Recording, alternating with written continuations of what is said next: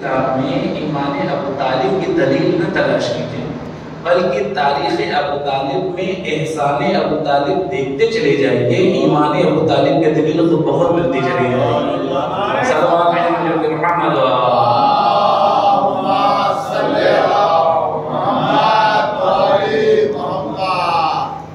آپ ایک بار صرف اور صرف ان کا کردار دیکھیے، ان کا احسان دیکھیے جو انہوں نے نبوت اور امامت کے اوپر کیا، خود بخود دلیل ملتی چلی جائے، بحث کرنے کی ضرورت ہی نہیں ہے، بحث و مباحثے کا کوئی مقام ہی نہیں ہے آپ بحث کیا جائے۔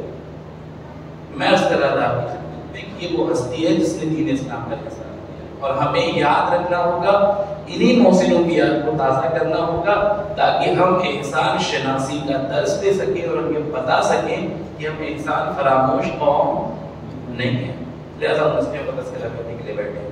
جب جب دین پہ وقت پڑا، جب جب دین پہ مصیبت آئی، یہی ایک خامادہ تھا جو میدان میں آیا، چاہے وہ کربلا کا میدان ہو، چاہے وہ مباہلے کا میدان ہو۔ آپ کیا سمجھ رہے ہیں؟ مباہلہ آسان تھا کیا؟ مباہلہ آسان تھا؟ ابھی چند روز پہلے تاریخ گزری ہے، آئیے تھوڑی سی تاریخ اس حوالے سے بھی پڑھتا چلو، اس لیے کہ یہ وہ مارکہ تھا اور یہ وہ گویا میدان تھا کہ جہاں پہ جنگ نہیں ہوئی ہے، بغیر جنگ کیے صرف اور صرف اہل بیت کی نورانیت کے سامنے مسیحی سر بسجود ہو گئے۔ نجران کے عیسائی انہوں نے عقیدہ رکھ لیا، یقین رکھ لیا کہ یہ وہ ہستیاں ہیں جن سے جیتا نہیں جا سکتا، جن سے کامیابی حاصل نہیں کی جا سکتی، یہ ہم سے ہر میدان میں بہت آگے۔ ہوا کیا؟ آئیے میں مختصر سے لفظوں میں آپ کے سامنے اس واقعے کو پیش کروں تاکہ پہچانیے کہ جب دین پہ ضرورت پڑی تھی تو دین پہ احسان کرنے والی ہستیاں تھیں، جبکہ بڑی گنجائش تھی، بڑا موقع تھا کہ بہت سے افراد اس میں شامل ہو سکتے تھے۔ قرآن مجید کی آیت کا لہن بھی کچھ ایسا تھا کہ اس میں بہت سے لوگ شامل ہو سکتے تھے، لیکن اس کے باوجود شامل کون ہوا وہی میں آپ کے سامنے پڑھوں گا انشاءاللہ۔ عطائے پروردگار و توفیق محمد و آل محمد علیہ الصلوۃ والسلام میں جن کے صلوات پڑھیں محمد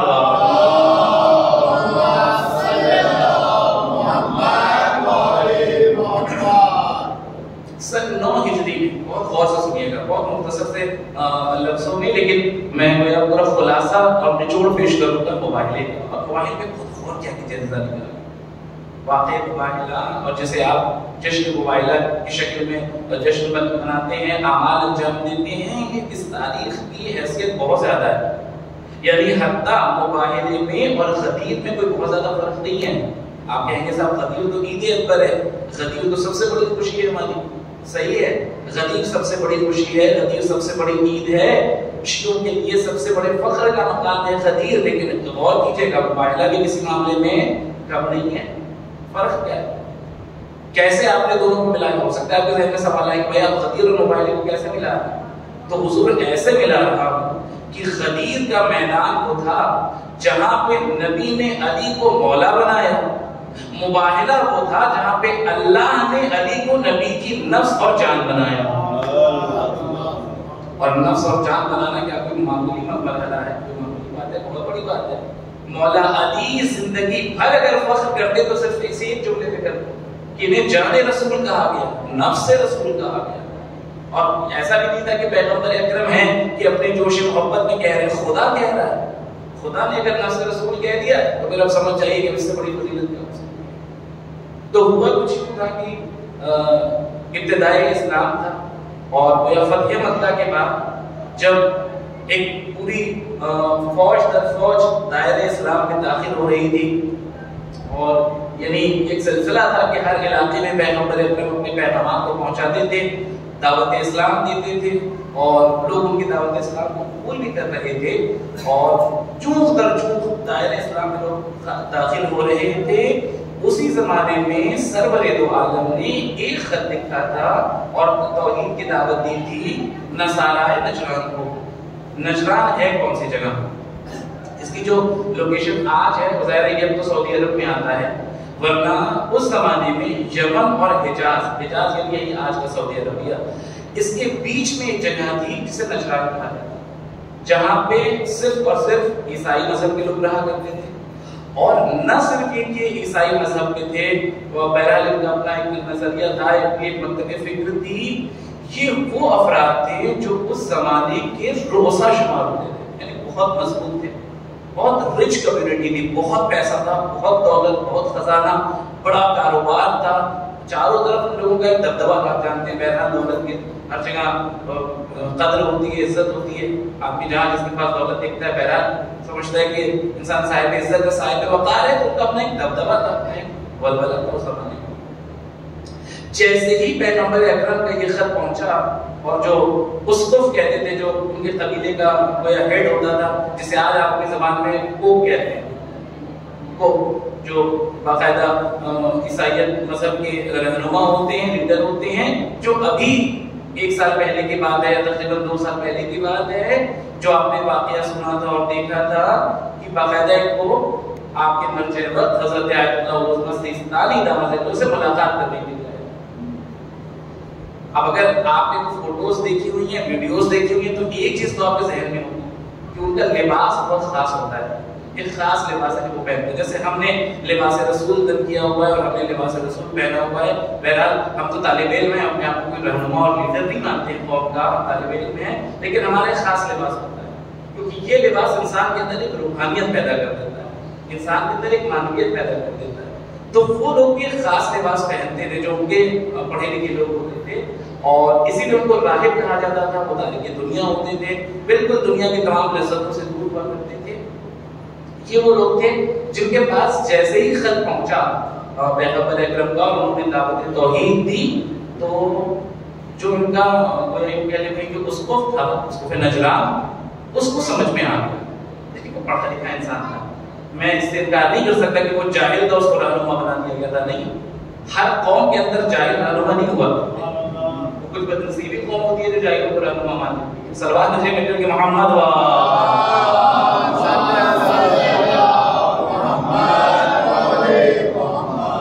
تو پڑھا لکھا انسان تھا، جانکار تھا. خط آیا، اس نے پیغمبر کے بارے میں پہلال سن رکھا تھا، اس بات سن رکھی تھی، تو اسے یقین ہونے لگا. اچھا، سرکار دو عالم ہم جانتے ہیں کہ باقاعدہ انجیل کے اندر نام کے ساتھ تذکرہ ہے، نہ صرف یہ کہ بشارت دے کے گئے، جناب عیسیٰ نام بھی بتا کے کہتے ہیں اسمہ احمد، نام احمد ہو، یہ اوصاف ہوں گے، جب وہ آئے گا تو یہ واقعات رونما ہوں گے ان کی کتابوں میں، کتاب مقدس میں درج ہے. اب وہ سارے واقعات حوالے سے اس کے ذہن میں ہیں. خط آ چکا ہے، اب کیا کریں؟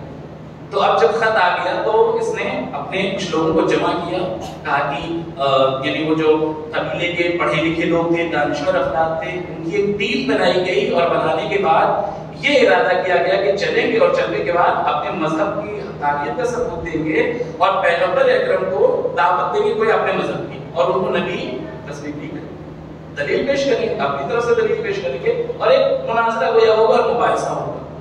لیجیے حضور چلیے. تو اب تاریخ یوں بتاتی ہے کہ جس وقت یہاں سے چلے تو انہوں نے کہا کہ ہم جا رہے ہیں کہاں؟ عرب بدوؤں کے درمیان. عرب بدو کون تھے؟ اس زمانے میں ان کی حالت یہ تھی کہ ان کے پاس نہ کھانے کے لیے پیسے ہوا کرتے تھے، نہ ڈھنگ کا لباس ہوا کرتا تھا، جہالت میں زندگی گزر رہی تھی، عیش برس تھے، کوئی فکر نہیں تھی کسی چیز کی، نہ اچھا لباس ہے، نہ اچھی غذا کا انتظام ہے، بس خالی آپس میں لڑنا، جنگیں کرنا، یہ دستور تھا عرب.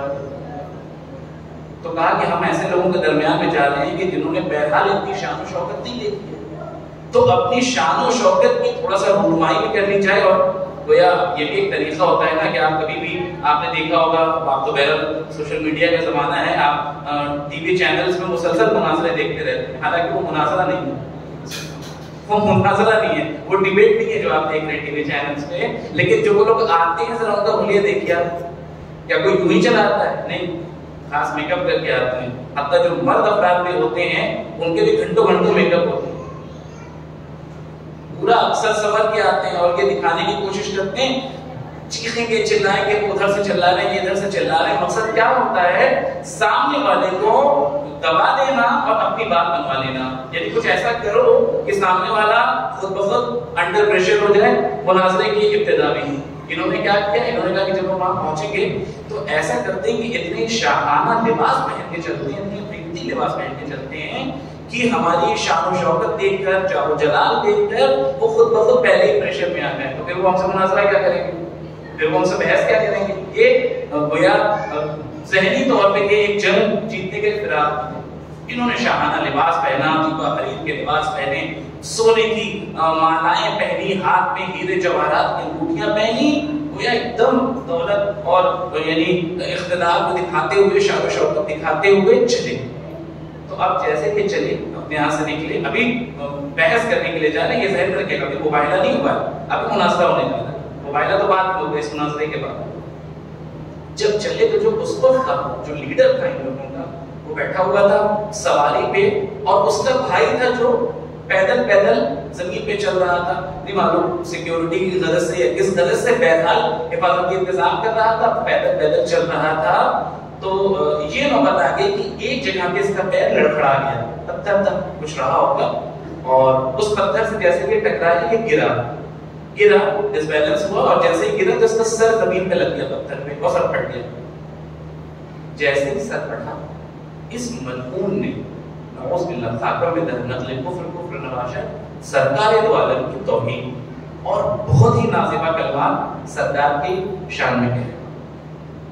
جیسے ہی وہ برے کلمات اس میں کی زبان سے نکالے، اوپر سے وہ جو اسقف تھا، جو لیڈر تھا، بہرحال ایک لیڈر کا ایک دبدبہ ہوتا ہے، وہ وہاں سے اترا اور اس نے کہا کہ خدا تیرے منہ کو توڑ دے. اب اس کے جو بھی خدا ہے، تسلیس کے قائد والے افراد ہیں، آپ جانتے ہیں جناب عیسیٰ کو خدا کہتے ہیں، کہا خدا تیرے منہ کو توڑ دے، تیری اتنی جرأت کیسے ہوئی کہ تو نے محمد کے بارے میں اتنے برے کلمات کہے. وہ حیرت زدہ رہ گیا، یہ کیسی باتیں کر رہے ہیں، آپ محمد کی تعریف کر رہے ہیں، آپ تو محمد سے بحث کرنے جا رہے ہیں. آج یہ نوبت جو آئی ہے کہ ہمیں اتنی دور سفر کر کے جانا پڑ رہا ہے بحث کرنے کے لیے، مباحثہ کرنے کے لیے، یہ اسی وجہ سے تو پڑ رہا ہے کہ انہوں نے ہمیں خط لکھا ہے، بلایا ہے، دعوت دی ہے اور کہا ہے کہ اگر دعوت اسلام قبول نہیں کرو گے ٹیکس دینا پڑے گا، ٹیکس نہیں دو گے جنگ کرنی پڑے گی. تو یہ ساری چیزیں تو انہی کی وجہ سے ہو رہی ہیں اور آپ ان کی حمایت کرتے ہوئے نظر آ رہے ہیں. جانتے ہیں اس نے کیا کہا؟ اس نے کہا کہ تمہیں خبر بھی ہے ہم جس سے بحث کرنے کے لیے جا رہے ہیں وہ سچ میں خدا کا نبی ہے، وہ اللہ کا نبی ہے، وہ سچا نبی ہے، وہ اپنے دعوے میں سچا ہے. کہ جب دعوے میں سچا ہے تو بحث کا مقام ہی نہیں ہے، پھر تو بات ہی ختم ہوگی. پھر بحث کرنے کا کیا معاملہ ہے جب وہ دعوے میں سچے اللہ کے نبی ہیں؟ آپ کو کیسے معلوم ہوگا؟ جتنی کتاب مقدس کے اندر جو علامتیں دی ہیں ساری علامتیں اس میں پائی جاتی ہیں، لہذا وہ سچا نبی ہے. بھائی اگر وہ سچا نبی ہے اور آپ کا اس میں عقیدہ ہو گیا، یقین ہو گیا ہے، تو پھر چلیے چل کے کلمہ پڑھ لیتے ہیں، کلمہ توحید بات ہی ختم کر دیتے ہیں.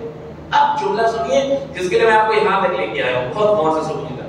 اب کلمہ پڑھ لیتے ہیں، دائرہ اسلام میں داخل ہو جاتے ہیں، بات ہی ختم کر دیتے ہیں. اس نے کہا دائرہ اسلام میں داخل ہو جاتے ہیں، زندگی کی آخری سانس تک محمد سے جنگ کرتا رہوں گا، لڑتا رہوں گا، ہرگز ہرگز اس کے دین کو قبول نہیں کروں گا. کیوں؟ جب آپ قبول کر رہے ہیں کہ وہی سچا نبی ہے، وہی اللہ کا پیغمبر ہے، تو قبول کر لیجئے. کہ اگر میں نے نبی کی نبوت قبول کر لی، آسان لفظوں میں پیش کر رہا ہوں تاکہ آپ کو ڈیٹیل میں جانے کی ضرورت نہ پڑے اور اپنے بھائیوں تک بھی جملہ آسانی سے پہنچا. اگر میں نے محمد کی نبوت قبول کر لی تو محمد کی سرداری قبول کرنی پڑے گی، اپنی سرداری چھوڑنی پڑے گی.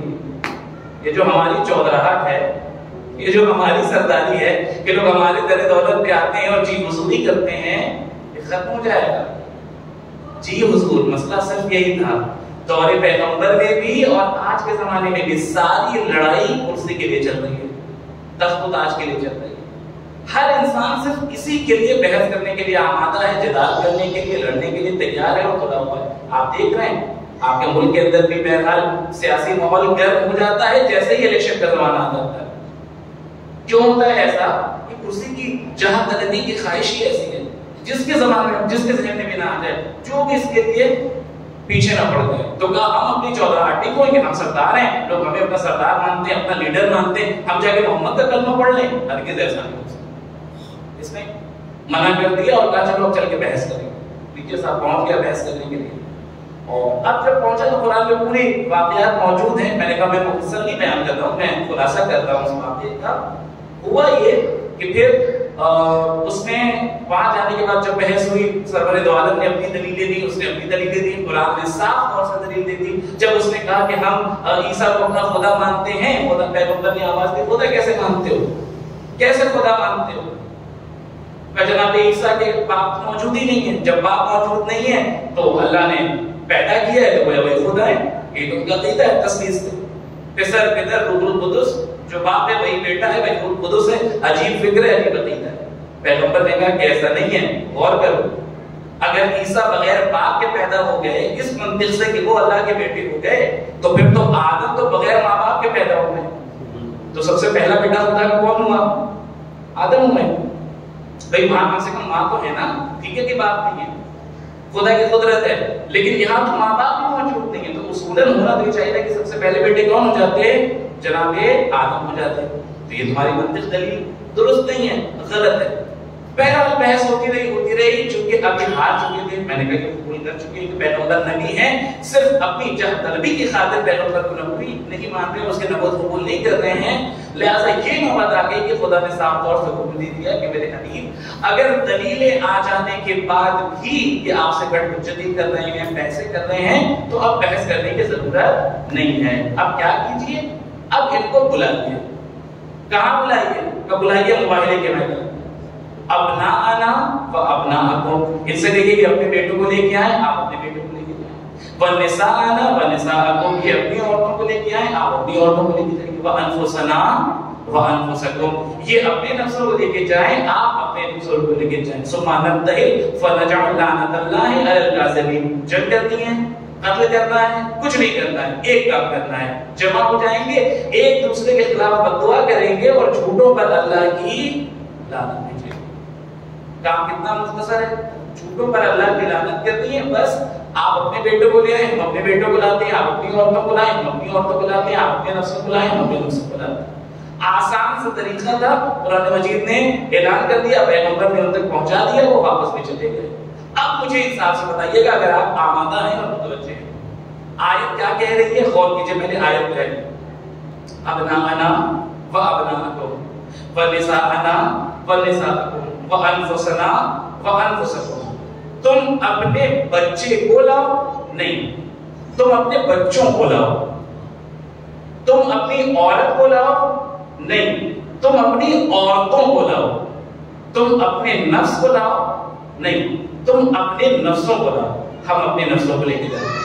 اس کا مطلب یہ ہے کہ یہاں جو صیغہ استعمال ہو رہا ہے، یہاں واحد کا صیغہ استعمال نہیں ہو رہا ہے، یہاں جمع کا صیغہ استعمال ہو رہا ہے.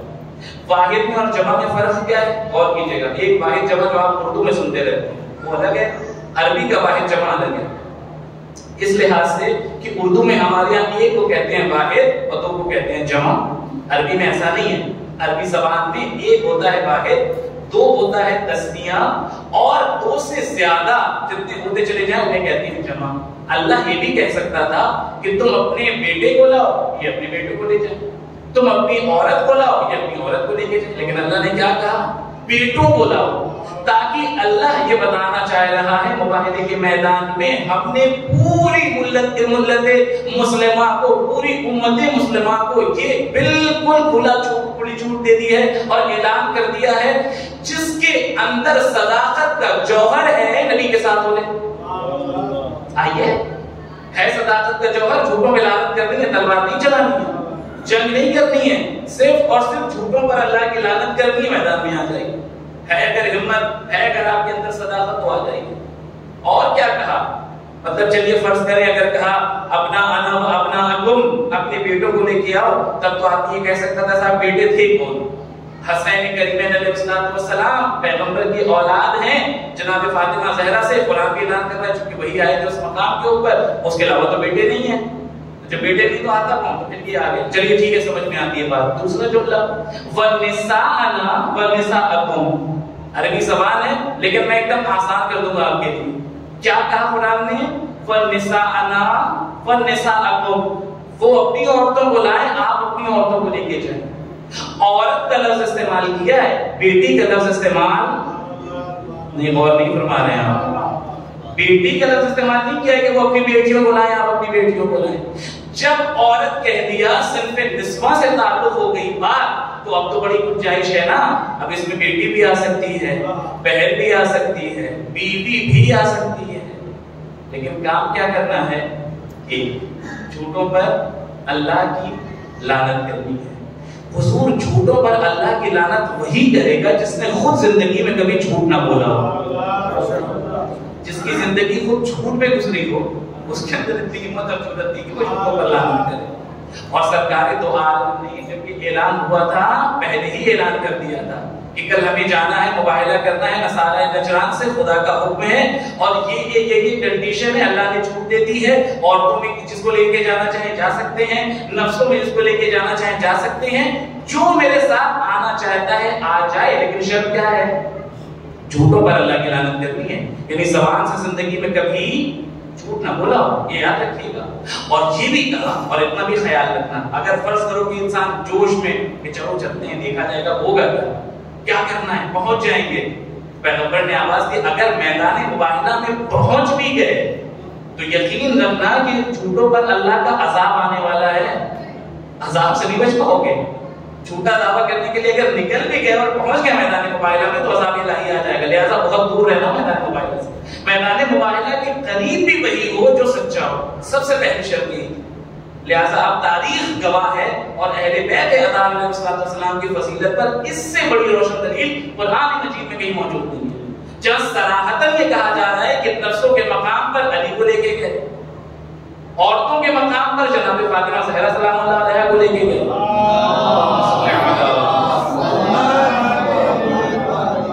اتنا فکر درود نہ بھیجے، مل جل کے جیتا جاتا درود بھیجے عصمت آل محمد۔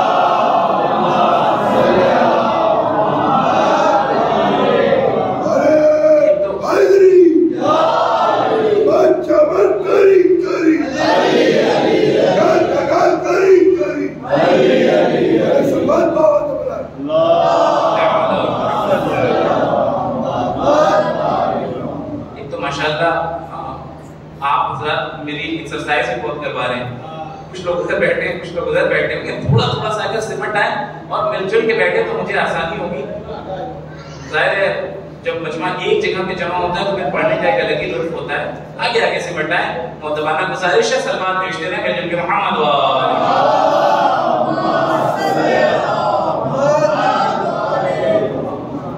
بہت غور کیجیے گا انشاءاللہ، خوبصورت جملہ آپ کی خدمت میں نظر کرنے جا رہا ہوں۔ بڑی گنجائش رکھی تھی اللہ نے، کہا تھا عورتوں کو لے کے آؤ۔ اب عورتوں میں تو بہت سے لوگ آ سکتے تھے، بہت سی خواتین آ سکتی تھی، بڑی خواتین موجود تھی، معزز خواتین موجود تھی، لیکن کوئی نہ جا سکا۔ گیا اگر کون تو شہزادی دو عالم۔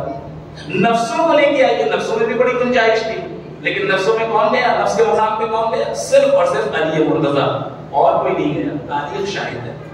اب کہیے نا علی کی سب سے بڑی فضیلت ہے نفس رسول ہونا، سب سے بڑی فضیلت۔ امام احمد بن حنبل جو ایک باقاعدہ مکتب فکر کے امام ہیں، ان سے ان کے بیٹے نے سوال کیا، کہا بابا توجہ سے سنیے گا، کہا بابا یہ بتائیں کہ صحابہ کرام میں سب سے افضل کون ہے؟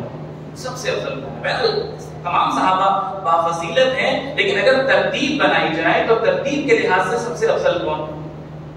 انہوں نے نام گنانا شروع کیا۔ انہوں نے کہا پہلے مقام پہ فلاں صحابی، دوسرے مقام پہ فلاں صحابی، تیسرے مقام پہ فلاں صحابی، چوتھے مقام پہ فلاں صحابی، پانچویں مقام پہ فلاں صحابی۔ بات بیٹے کو بات ہی نہیں سمجھ میں، بیٹے نے کہا بابا مطلب کیا دوسروں کو اگر علی سے بغض ہو تو سمجھ میں آتا ہے، آپ کو بھی علی سے بغض ہے؟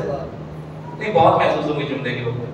کسی اور کو بغض ہو تو سمجھ میں آتا ہے، آپ ایک مکتب کے امام ہیں، کیا آپ کو بھی علی سے بغض ہے؟ کہا میں نے کون سا بغض کر لیا، میں نے کون سا اناد رکھ دیا، کیا کہنا چاہے؟ کہا آپ سے میں نے پوچھا کہ صحابہ میں سب سے افضل کون؟ آپ نے پہلا نام بھی گنا دیا، دوسرا بھی گنا دیا، تیسرا بھی گنا دیا، چوتھا بھی گنا دیا، آپ نے علی کا تو نام ہی نہیں دیا۔ کہ تم نے سوال کیا پوچھا تھا؟ کہ میرا سوال یہ تھا کہ صحابہ میں افضل کون؟ کا کمال کرتے ہو، سوال کرتے ہو صحابہ کے بارے میں اور پوچھتے ہو علی کا نام کیوں نہیں لیا؟ بھائی اصحاب محمد اور ہیں، نفس محمد اور ہے۔ سر آپ علم جو کہ محمد وآل محمد،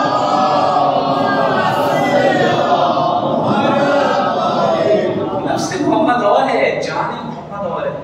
جو محمد کی جان ہے، جو محمد کا نفس ہے، وہ کوئی اور نہیں، وہ علی کے علاوہ کوئی اور نہیں۔ پہنچ گئے یہ ہستیاں، اور اب میں نے کہا کہ جب یہ نوبت آ گئی کہ اب مناظرہ کرنا تھا، مباہلہ کرنا تھا، مناظرہ ہو چکا ہے، مناظرے کے بعد نوبت آ گئی ہے کہ ہستیوں کو لے کے چلیں، تو تاریخ گواہ ہے کہ پیغمبر اکرم نے اپنی بیٹی کو لیا، آگے آگے سرور دو عالم ہیں، گود میں امام حسین ہیں، انگلی تھامے ہوئے امام حسن ہیں، بیچ میں شہزادی زہرا سلام اللہ علیہا، پیچھے پیچھے امیر کائنات ہیں جو تلوار ہاتھ میں لیے چل رہے ہیں۔ یعنی خدا کی قسم کیا خوبصورت منظر رہا ہوگا. آگے آگے نبوت ہے، پیچھے پیچھے امامت ہے، بیچ میں مرکز عصمت و طہارت ہے. اس شان سے یہ قافلہ چلا ہے، اس شان سے یہ قافلہ چلا ہے. اور اس انداز سے جب یہ قدم بڑھے تو میں نے کہا یا رسول اللہ آج یہ ترتیب الٹی کیوں ہو گئی؟ وہ کل تک جو ہر جنگ میں آگے رہتا تھا آج اسے سب سے پیچھے کر دیا. بھائی ہر جنگ میں آگے رہنے والا کون؟ ہمارا اور آپ کا آقا اور مولا. ہر جنگ میں آگے رہے، خیبر میں یہ آگے، خندق میں یہ آگے، جی ہر جنگ میں تو یہ آگے رہے. تو پھر آج پیچھے کیوں کر دیا؟ پیغمبر آواز دیں گے آج معاملہ تلوار کا نہیں ہے، آج معاملہ زبان صداقت کا ہے.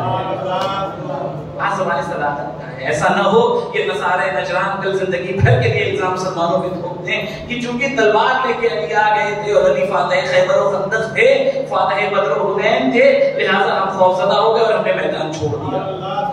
آج پیغمبر کہیں کہ ہم صرف اپنی صداقت کے بل پہ یہ جنگ جیتنا چاہتے ہیں، ہمیں تلوار کا زور نہیں لگانا. اچھا آپ دیکھیں ظلم والا ہے، ظلم والا ہے ظلم. کیا اس میں تلوار چلی تھی؟ نہیں. انہوں نے اپنی شکست مان لی تھی؟ بالکل مان لی تھی. میں بھی نتیجتاً آپ کے سامنے پیش کروں گا. لیکن آج 14 صدیوں کے بعد آپ کے اوپر الزام لگانے والی قوم کون سی ہے جو یہ الزام لگا رہی ہے کہ اسلام شمشیر کے زور پہ پھیلا؟ وہی قوم ہے کہ نہیں ہے جس کے خلاف اصلا تلوار ہی نہیں اٹھائی گئی؟ وہ آپ پہ یہ الزام لگا رہے ہیں کہ اسلام تو شمشیر کے زور پہ پھیلا. اسلام شمشیر کے زور پہ نہیں پھیلا. اسلام کو پھیلایا ہے کردار محمد نے. اسلام کو پھیلایا ہے اخلاق محمد. اخلاق محمد. خیر میں غالباً جملہ میں مکمل نہیں کر پایا. میں نے کہا تھا کہ جب یہ شاہانہ لباس پہن کے آئے تھے تو ہوا کیا تھا. اچھا ایک جملہ سن لیجیے، اسکپ کر گیا تھا، میں ذہن سے نکل گیا تھا میرے. سلمان دیجیے تو اسے میں مکمل کرتا چلوں.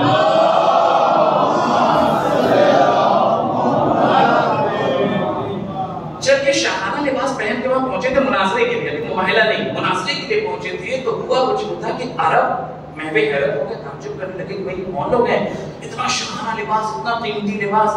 میں نے کہا نا کہ دیبا حریر کے لباس پہنے، ریشمی لباس پہنے، گلے میں سونے کی موتیاں، ہاتھ میں ہیرے جواہرات کی انگوٹھیاں.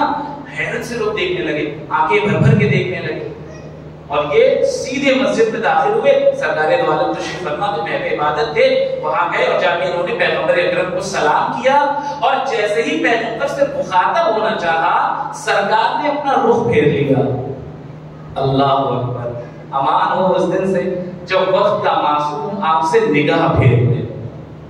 زندگی ختم ہے، خدا کی قسم برباد ہے زندگی ایسے شخص کی جس سے معصوم اپنا رخ پھیر لے. پیغمبر نے رخ پھیر لیا، ان کو سمجھ میں نہیں آیا.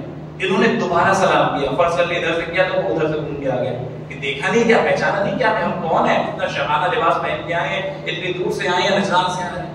پھر سلام کیا، سرور دو عالم نے پھر رخ پھیر لیا. اب ان کو سمجھ میں آ گیا کہ معاملہ کچھ گڑبڑ ہے. وہاں سے باہر نکلے، کسی صحابی کو پکڑا اور پکڑ کے کہا کہ یہ بتاؤ تم نے تو جو بتایا تھا اپنے نبی کے بارے میں اور جو ہم نے سنا تھا تمہارے نبی کے بارے میں کہ وہ تو اخلاق کے عظیم درجے پر فائز ہیں، لیکن دیکھو کتنی بد اخلاقی کر رہے ہیں معاذ اللہ. ہم ان کو سلام کر رہے ہیں، وہ سلام کا جواب نہیں دے رہے، ہم سے رخ ہی پھیر لے رہے ہیں. تو صحابہ نے کہا کہ بھائی اس میں تو کوئی شک ہی نہیں ہے کہ اتنا کالا علی خلق عظیم، پیغمبر اخلاق کے عظیم درجے پر فائز ہیں، لیکن یہ تمہارے ساتھ ایسا کیوں کر رہے ہیں ہمیں نہیں معلوم، ہمیں اس کی خبر نہیں.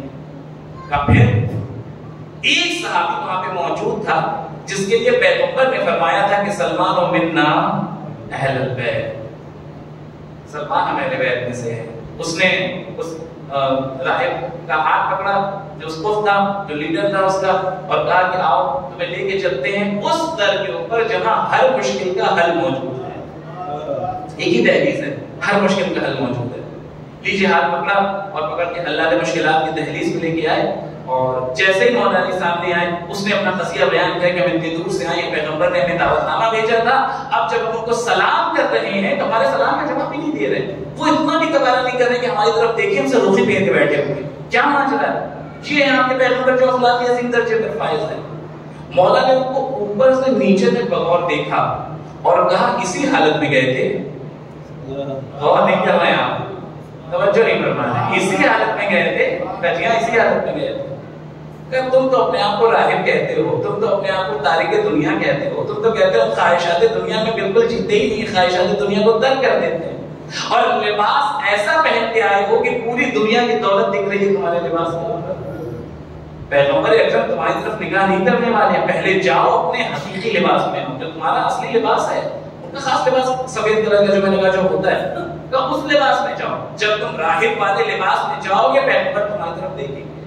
پیغمبر اگر اس وقت احترام کر لیتے, خدا کی قسم یہی منطق ہے اور یہی جواب ہے, اگر پیغمبر اس وقت احترام کرتے, ملاقات کرتے, سلام علیک کرتے, آج 14 صدیوں کے بعد بھی دشمن آپ کو یہ اعتراض کر رہا ہوتا سرور دو عالم کو تو پیسہ جمع کرنا تھا, جو امیر اور روسا افراد تھے ان کے پاس جایا کرتے تھے, ان سے ملاقات کیا کرتے. پیغمبر نے پہلے ہی دن بتا دیا. جب بہرحال اسلام مشکل حالات سے گزر رہا تھا, مشکل دور سے گزر رہا تھا, اس زمانے میں بھی سرور کائنات نے امیروں کا احترام ان کی دولت کی وجہ سے نہیں کیا ہے, ان کی رئیسی کی وجہ سے نہیں ہے, ان کے تقوی کی وجہ سے, ان کی کردار کی وجہ سے. وہ گئے پھر انہوں نے لباس بدلا اور وہ سارا ماجرا جو میں آپ کے سامنے پڑھ چکا ہوں کہ اس کے بعد نوبت یہ آ گئی کہ پھر مباہلے کا میدان آ گیا. لیجیے صاحب مباہلے میں منجندر پاک پہنچ گئے, اور جب پہنچے ہیں منجندر پاک تو منظر کچھ یوں تھا کہ جیسے ہی جو ان کا بڑا لیڈر تھا, ان کا عارف تھا, عالم تھا, بہت بزرگ عالم تھا, اس نے جیسے ہی اہل بیت کے چہرے دیکھے اور وہ چہرے نورانی دیکھے, اس کی زبان پہ بے ساختہ جملہ آ گیا کہ ان سے ہرگز ہرگز مباہلہ نہ کرنا, ہرگز ہرگز مباہلے کے میدان میں نہ جانا. کیوں نہ جانا؟ کہ اگر مباہلے کے میدان میں پہنچ گئے ان کے مقابلے میں تو یقین جانو روئے زمین پر ایک عیسائی بھی زندہ نہیں بچے گا. اس لیے کہ ہم ایسے چہرے دیکھ رہے ہیں, لفظوں پہ بہت غور کیجئے گا, ایسے چہرے دیکھ رہے ہیں جو اگر بد دعا کر دیں تو پہاڑ اپنی جگہ چھوڑ دیں. اگر انہوں نے ہم کے لعنت کر دی تو پھر تو بھول جاؤ ہمارا کیا حشر ہونے والا ہے. صرف چہرے دیکھیں عزیزان گرامی, صرف چہرے دیکھیں, ابھی کردار نہیں دیکھا, ابھی کردار مرتضوی نہیں دیکھا, ابھی کردار علوی نہیں دیکھا, کردار نبوی نہیں دیکھا, حسنین کا کردار نہیں دیکھا, شہزادی کا کردار نہیں دیکھا. لیکن یقین کامل ہے کہ اگر ان کے مقابلے میں آ گئے اور جھوٹ بولتے ہیں, چونکہ ہم زندگی میں ہمارے جھوٹ شامل ہے, اللہ کی لعنت پڑے گی اور ایسا عذاب نازل ہوگا کہ تباہ و برباد ہو جائیں گے. اے میرے عزیزوں, جو صرف سورت کا مطالعہ کرے وہ تو اس نتیجے پہ پہنچ جائے کہ اگر جھوٹا اہل بیت کے مقابلے میں آئے گا تو لعنت کا مستحق ہوگا, عذاب کا مستحق ہوگا. ہم نے اور آپ نے تو سیرت پڑھی ہے, ہم نے تو آپ نے سیرت محمد کا مطالعہ کیا ہے, ہم نے تو آپ نے سیرت مرتضیٰ کا مطالعہ کیا ہے. پھر ہماری زندگی میں جھوٹ کیوں ہے, پھر ہماری زندگی میں فریب کیوں ہے, پھر ہماری زندگی کے اندر وہ سارے گناہ کیوں ہیں؟ کیونکہ ہمیں تو یقین ہے نا کہ اللہ کا عذاب آئے گا, ہمیں تو قیامت کا یقین ہے نا, ہمیں تو روز محشر کا یقین ہے نا, ہمیں تو یقین ہے کہ فَمَن يَعْمَلْ مِثْقَالَ ذَرَّةٍ خَيْرًا يَرَهُ وَمَن يَعْمَلْ مِثْقَالَ ذَرَّةٍ شَرًّا يَرَهُ. ایک ایک چیز کا حساب دینا ہے. پھر ہم کو ایسا کرنے لگتے ہیں, پھر ہمارے ساتھ میں معاشرہ کیوں آ جاتا ہے؟ اس کا مطلب یہ ہے کہ ہم نے اپنی سیرت کا دقیق مطالعہ نہیں کیا ہے. دعا کو پروردگار عالم ہمیں سیرت معصومین کو زیادہ سے زیادہ پڑھنے کی اور عمل کرنے کی توفیق عطا. دعا کی قبولیت کے لیے بچوں کی صلوات پڑھیں. محمد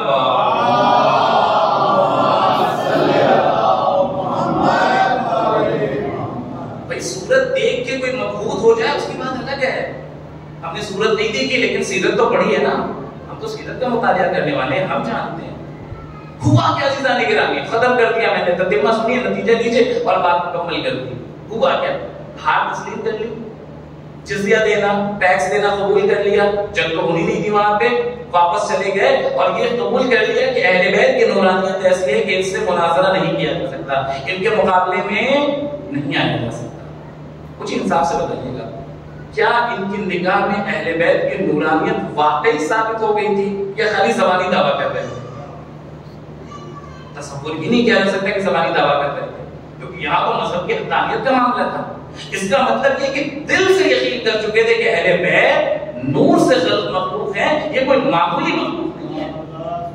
یقین کر چکے تھے, دل سے یقین کر چکے تھے. یعنی کچھ اور بھی واقعات اس طرح کے ملتے ہیں تاریخ کے اندر کہ جو وصف نجران تھا وہ صرف اور صرف نورانیت ہی دیکھ کر نہیں, بلکہ جس وقت وہ مناظرے کے لیے نکل رہا تھا, یہ مناظرہ ہوا کرتا ہے, مباہلہ ہوا کرتا, مباہلے کا جو وقت تھا یہ طلوع فجر کا وقت تھا, جس وقت آپ نماز پڑھتے ہیں, صبح کی نماز پڑھتے ہیں, یعنی طلوع آفتاب سے پہلے جو طلوع فجر کا وقت ہوتا ہے, اس وقت یہ معاہدہ ہوا تھا. وہ کہتا ہے کہ جب تارے چھپ رہے تھے اس وقت آسمان کی طرف اس نے نگاہ کی تھی تو اس نے ہونے والے جو حوادث تھے اس سے یہ یقین کر لیا تھا کہ کچھ بڑا ہونے والا ہے, کچھ تو ایسا ہونے والا ہے, یا کچھ ایسی نورانی ہستیاں آ رہی ہیں اس سرزمین کے اوپر کہ پھر ہم ان کا مقابلہ نہیں کر سکتے. یقین کر گئے تھے.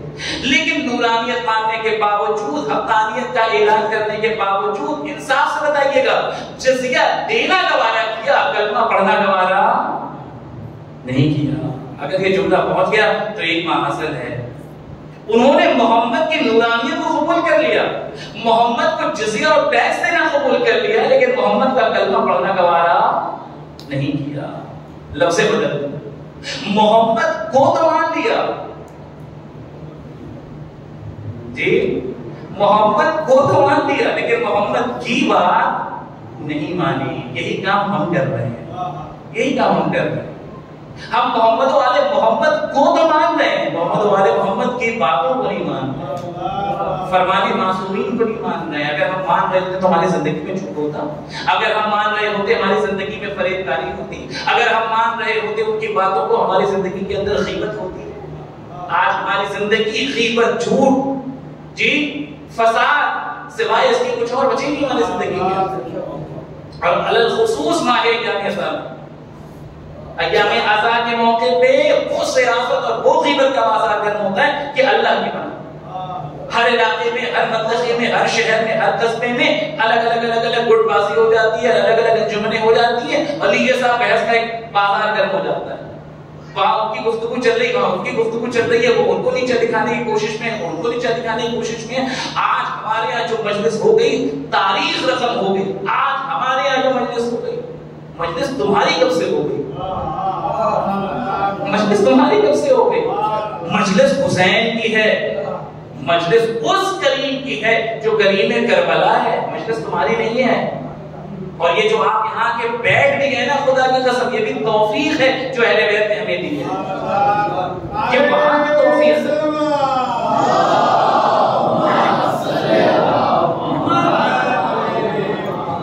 یہ بھی توفیق ہے, یہ ہر کس و ناقص کو نہیں ملتی. یہاں اگر آپ آئے ہیں تو یہ آپ کی ماؤں کی دعاؤں کا اثر ہے. یقین رکھیے, یہ ماں کے شیر کی تاثیر ہے جو فرش عزیز حسین پہ بیٹھے ہوئے. یہ جو توفیق ملی آپ کو, سادی خال محمد نے کیوں نہیں ارشاد فرمایا تھا, امام نے ارشاد فرمایا تھا, جب بھی ہماری محبت کے ٹھنڈک اپنے دلوں میں محسوس کرنا, اپنی ماؤں کو دعا دینا. جائیے ماؤں کی قدم بوسی کیجیے. اپنے بھائیوں کو پیغام دینا چاہتا ہوں, ماں کی دست بوسی کیجیے. وہ اس کی امانت تھی جس نے آپ کو یہاں لا کے پہنچا دیا بڑی امانتوں کے ساتھ. اگر وہاں خیانت ہو گئی ہوتی تو پھر یہاں بھی معاملہ گڑبڑ ہو گیا.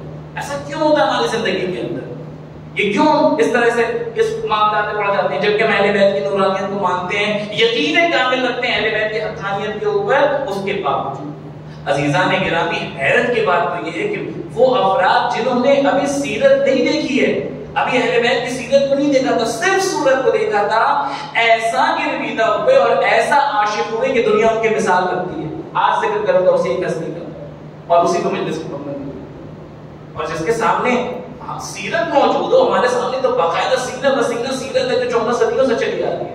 یہی مجلسوں سے اسی ممبر سے بیان کیا جا رہا ہے. اس کے باوجود ہماری زندگی کے اندر تبدیلی نہیں آ رہی ہے. جس کے اندر تبدیلی آنی تھی وہ عیسائی تھا, دائرہ اسلام میں نہیں آیا تھا. لیکن ایک بار جب حسین کا احسان اس کے سامنے آیا تو چونکہ احسان شناس تھا, زندہ ضمیر تھا, مردہ ضمیر نہیں تھا, اس نے حسین کو ایسا پہچانا کہ چند روز ہوئے تھے شادی کو, زیادہ وقت نہیں گزرا تھا, لیکن اس کے باوجود امام کے رکاب میں آ کے کھڑا ہو گیا اور کہتا ہوا نظر آ رہا تھا کہ مولا مجھے مرنے کی اجازت دے دیں, میں آپ کے اوپر شہید ہونا چاہتا ہوں اور قربان ہونا چاہتا ہوں. سمجھ گیا وہ کون سا عیسائی تھا جو حسین کے ساتھ تھا, وہ کون سا راہب تھا جو حسین کے ساتھ تھا. تاریخ نے اسے وہب نام دیا ہے, وہب بن عبداللہ کلبی. مسلمان نہیں ہے, ابھی مجھے کلمہ نہیں پڑھا ہے, دائرہ اسلام میں نہیں آیا. مختصر سی تاریخ چند لفظوں میں سنیے اور تو جملے مسائل پر گفتگو میں نے کہ جس نے ایک بار امام حسین کو پہچان لیا, جس نے ان نورانی ہستیوں کو پہچان لیا اور واقعی ان کے احسان کو سمجھ لیا جو انہوں نے کیا ہے دنیا والوں کے اوپر, پھر وہ اپنی جان کی پرواہ نہیں کرتا ہے. دو روایتیں ہیں جو ابن کلبی کے بارے میں ملتی ہیں. ملتا ہے کہ یہ لوگ وہ افراد ہوتے تھے جو دنیا میں بہرحال اتنی دولت اور اتنا پیسہ نہیں ہوتا تھا کہ ان کے پاس کوئی مکان ہو، کسی خاص مقام پہ رہتے ہو، ایسا نہیں ہے. یہ خیمہ نشین لوگ ہوتے تھے، کبھی یہاں خیمہ ڈال دیا یہاں رہ رہے ہیں، کبھی دوسرے علاقے میں چلے گئے، کبھی کسی تیسرے علاقے میں چلے گئے، جہاں جو مل گیا کھا لیا پی لیا. نہ دولت تھی، نہ پیسہ تھا، نہ رہنے کو جگہ تھی، نہ رہنے کو کوئی مکان تھا، بلکہ بھٹکتے رہتے تھے، صحرا نشین تھے، صحرا میں جنگلوں میں زندگی گزارا کرتے تھے.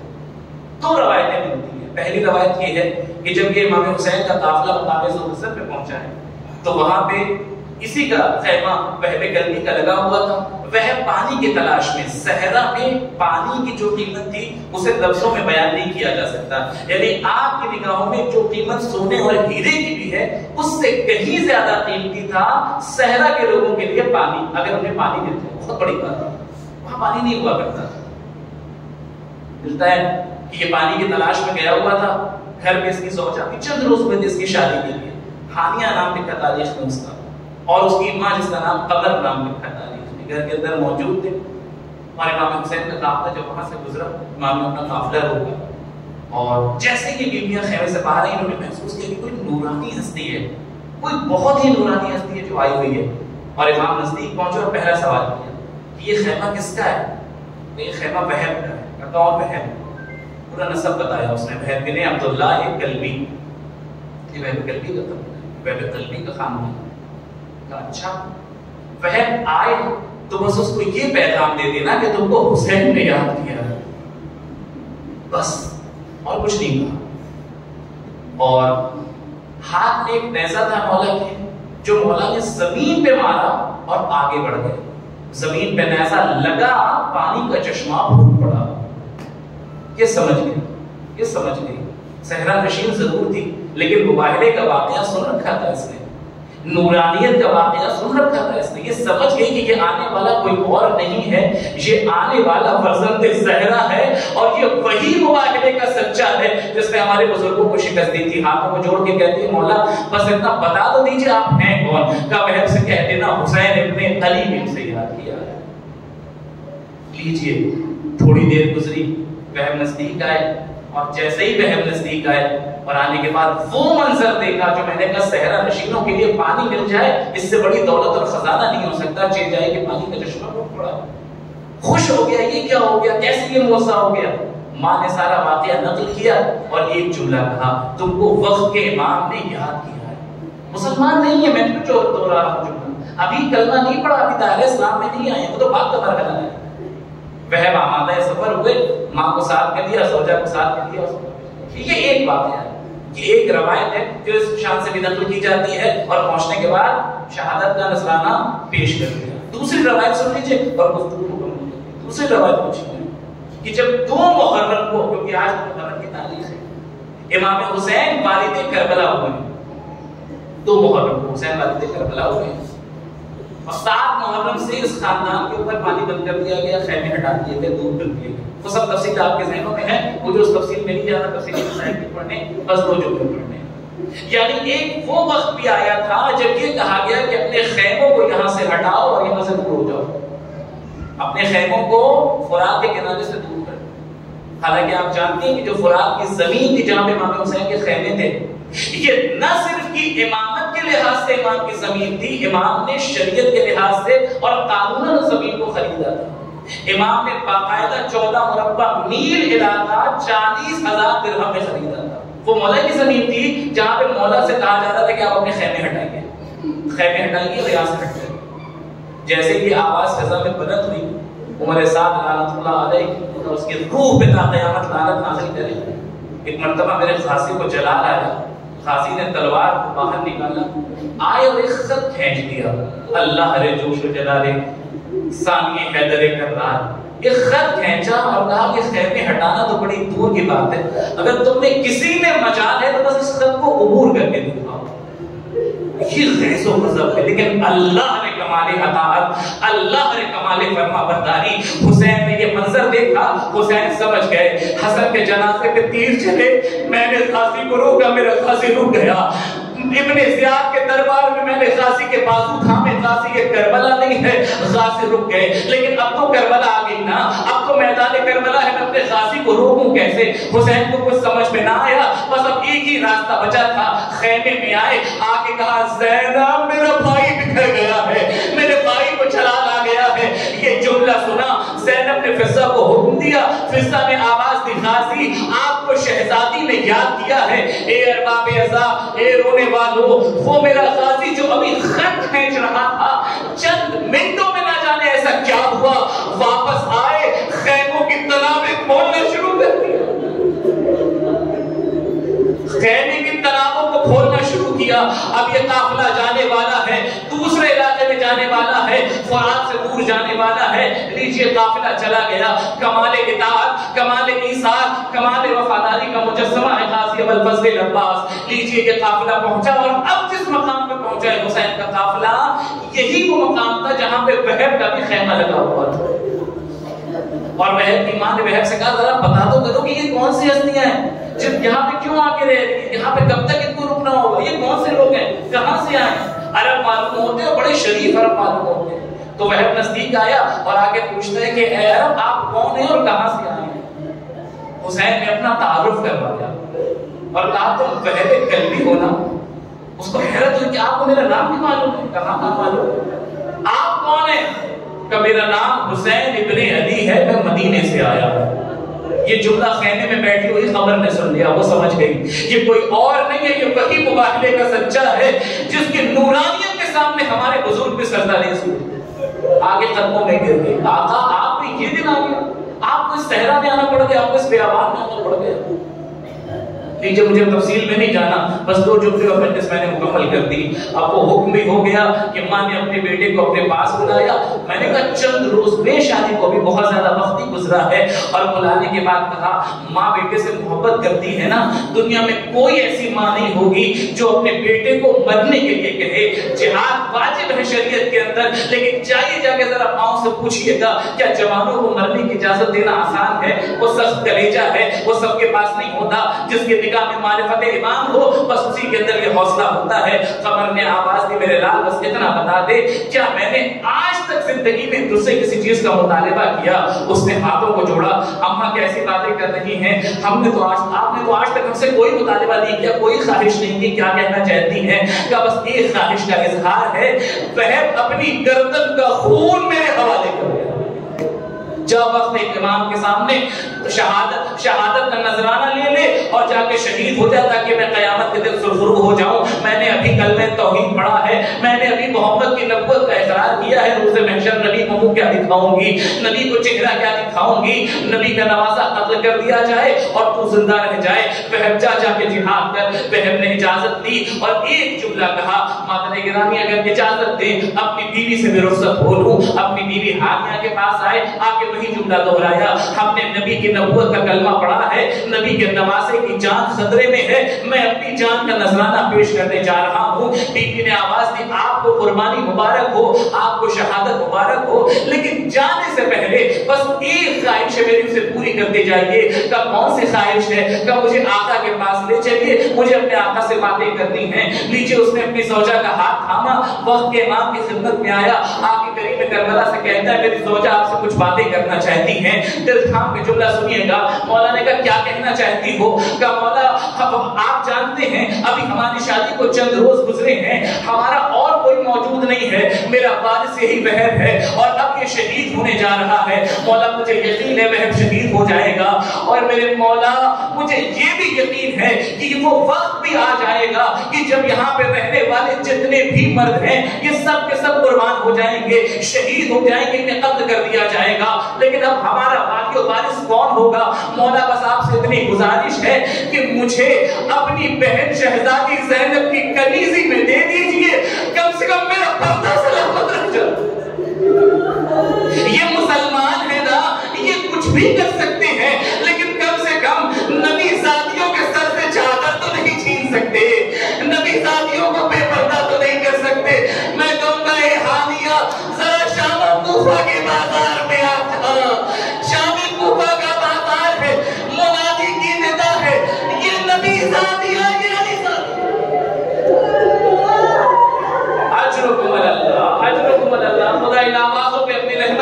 حاصل کرے.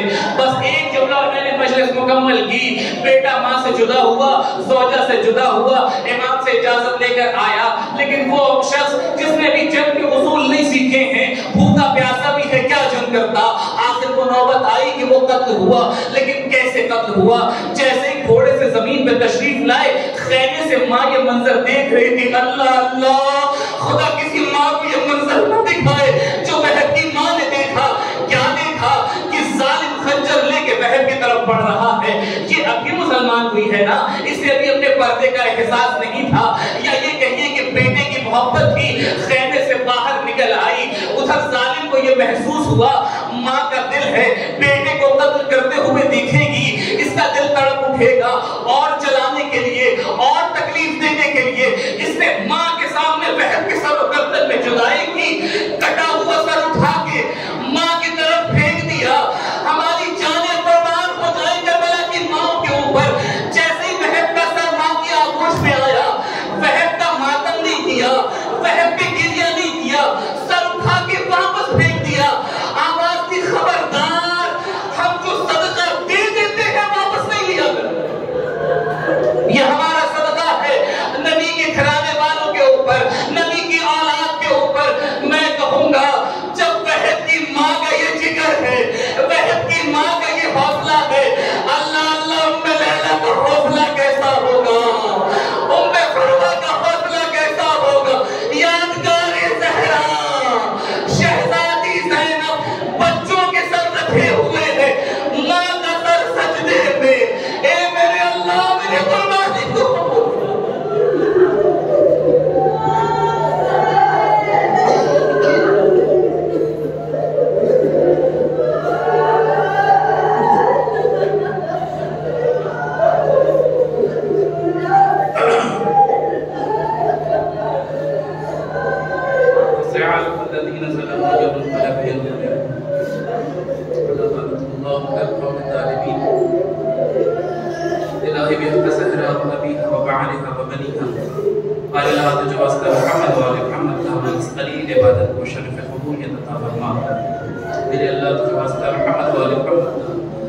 جہاں جہاں بھی شیعہ نے حضرت اللہ کے ان کی جان مال سے حفاظت فرما. جتنے بھی پریشان حال ہیں ان کی پریشانیوں کو جلد سے دور کر. جتنے بھی مقروض ہونے پر دوش کر. جتنے بھی بے اولاد ہیں ان کو نعمت اولاد سے مال کر. میرے اللہ تجھے واسطہ محمد وآل محمد کا ایران عراق سیریا و عراق سے مقدسہ کی حفاظت فرما. دشمنان اہل بیت کو جلد از جلد نیز محفوظ فرما. میرے اللہ دعاؤں میں سب سے اہم دعا یہ ہے کہ میرے اللہ متقی میں خون حسین امام زمانہ کے ظہور میں تعجیل فرما. ان ظہور ہمیں اتنی توفیق عنایت فرما کہ ان کے غلاموں میں شمار کی جا سکیں. اللہم تقبل منا انک انت السمیع العلیم.